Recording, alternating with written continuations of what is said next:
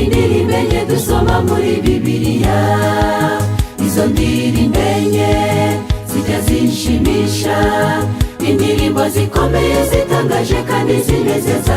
Indirimbo ya mbere yaririmba wa munsi, isi n'ijuru n'ibirimo byose bimaze kuremwa. Abazo mw'ijuru zisingiza Imana, iyo ndirimbo sinagize amahirwe yo kuyiririmba.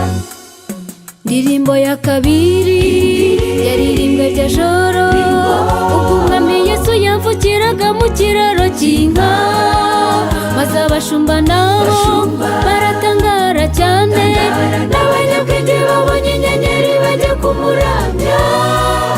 Betelehemu rero ntabwo ukiri mutoya, kuko wavukiye umukiza w'abari mu isi bose. Niwe byiringiro.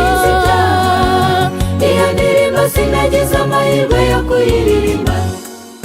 Indirimbo ya gatatu yaririmbwe igihe umwanzi yarindaga igituro ngo Yesu atazuka, abigishyitsi cyinshi Satani agira ubwoba. Indirimbo yaririmbwe Yesu atakibarizwa mu gituro, maze atumbagira yinjira mu marembo w'ijuru, humvikana urufaya rw'ibyishimo byo gutsinda. urupfu ruratsinzwe, imbaraga rufite.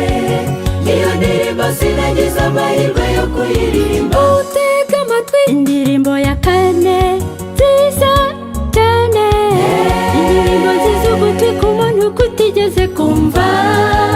Hosana hosana ziregera ikomeye, icyubahiro ni cy'uwo mwana w'intama mwami Yesu.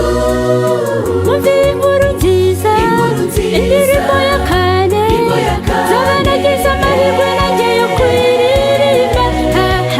Indirimbo ya Mose n'iy'umwana w'intama, nzayiririmba kuri ya mihanda myiza y'izahabu. Mwumve inkuru nziza, zaririmba indirimbo yayindi n'abamarayika nabo bazumva ikabatangaza. Indirimbo ya Mose n'iy'umwana w'intama, nzayiririmba kuri ya mihanda myiza y'izahabu.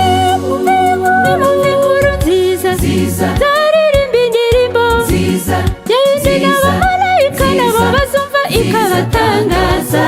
Indirimbo ya Mose n'iy'umwana w'intama,